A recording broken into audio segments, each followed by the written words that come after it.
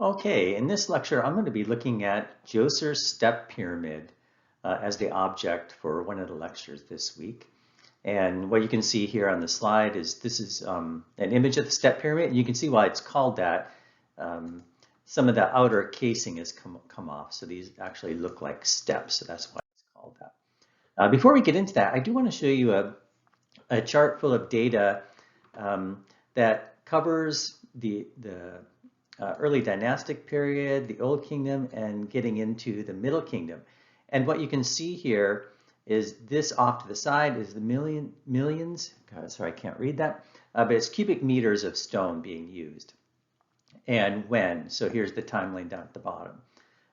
So we're going to be looking at Djoser's Step Pyramid. So you can see how much that stone is being used. And then you can see this massive jump by Snefru, who ends up building a number of pyramids during his reign. This is the Great Pyramid, and then these are the sons and grandsons of the person who built Khufu, who built the Great Pyramid. But as you can see, there's a steep decline over time. There's a bit of a rise here, but really start thinking about what this means in terms of the economy and agriculture and so on. So the Old Kingdom is called the Pyramid Age, mostly because of the Great Pyramid and the pyramids that are around it. But you can see from this particular chart that that's really the case. If we continued on into the New Kingdom, you wouldn't see a very big jump either. Okay, so the Step Pyramid. So it was built around 2800. And as you can see here, I put a number of innovations that happened. So most of the buildings that were built surrounding the pharaoh's tomb were built out of mud brick. Now we start to see an innovation here with stone being used. So these are large blocks of stone being quarried, being transported, being moved to this site, and then the pyramid being built from that. We do see, and I'll show you this in a little bit, a wall being built around the entire complex. And then we also see the new innovation of something called a mortuary temple, which sits off to one of the ends of the pyramid. And it's a special room that shows the statue of the pharaoh looking out at you as you come into the whole enclosure. Now, we've been talking a little bit about the evolution of a pyramid. So if you remember, we looked at the simple pits in the beginning. You've got brick-lined pits, and then you have these buildings called mastabas, which I talked about before. It looks like something that you would sit on, and then these started to change because what you've got are the burial sites below, and then those mastabas built above. And I'll show you in a little bit why that's important, especially when we're talking about the step pyramid. So don't forget to think about sustainability as we go through these slides. Like think about the environment, think about the agriculture that needs to be grown to support building structures this size. Think about the politics, the rule of the pharaoh, and all the administration that sits below. So remember, I just gave a lecture on an overview of the Old Kingdom government. And of course, think about social justice in terms of the people who are actually building this. Actually not this, but these pyramids. Okay, so Djoser. So probably better to look at your atlas that you have, but his pyramid is in Saqqara. And I just showed you this slide. I've made a mistake by having it on here twice, so we can skip that. But we'll go to this next one. So this is a cross-cut through the pyramid. And then in overview, this one here is if you were looking at in the helicopter looking down.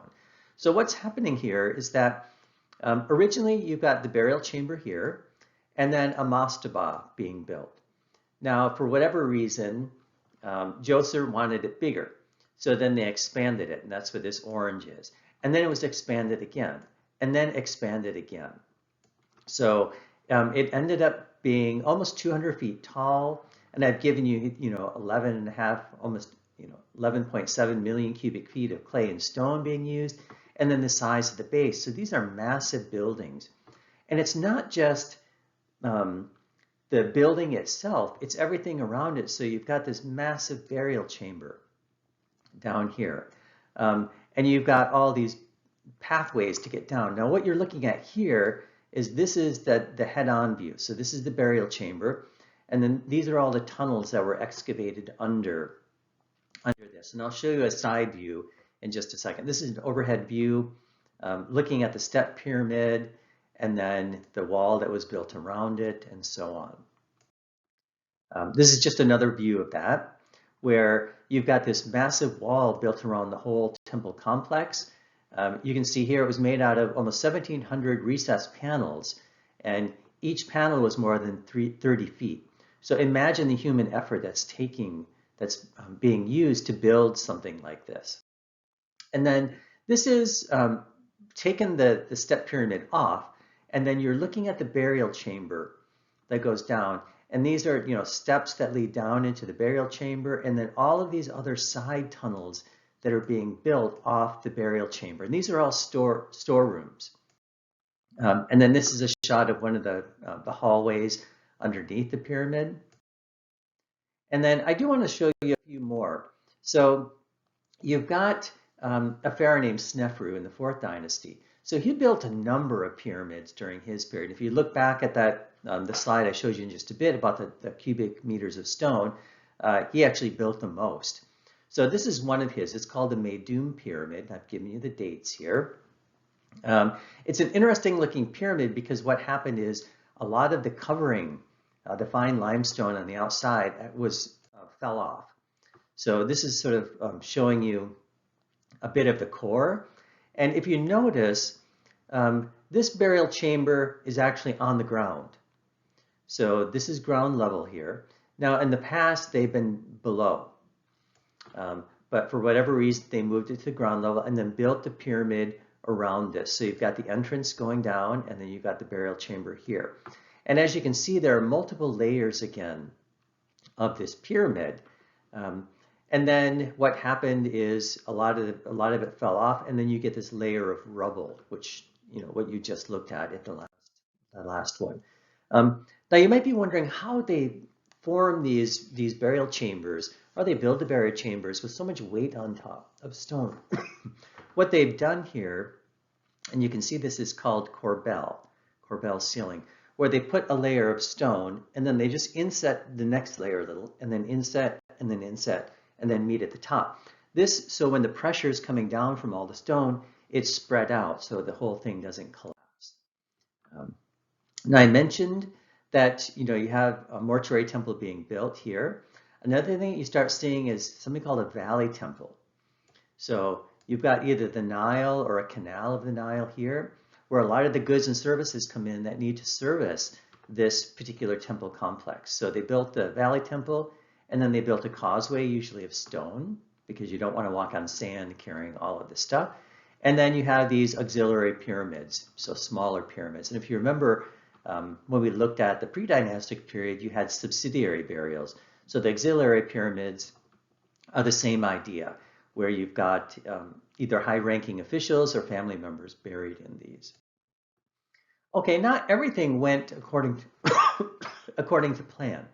So here you've got something called a bent pyramid, and you can see this line here where something is clearly going on. Now, if you were drawing this, and if you kept drawing straight, now I'm using my mouse, so it's probably not the best thing. This pyramid was planned to be a different height.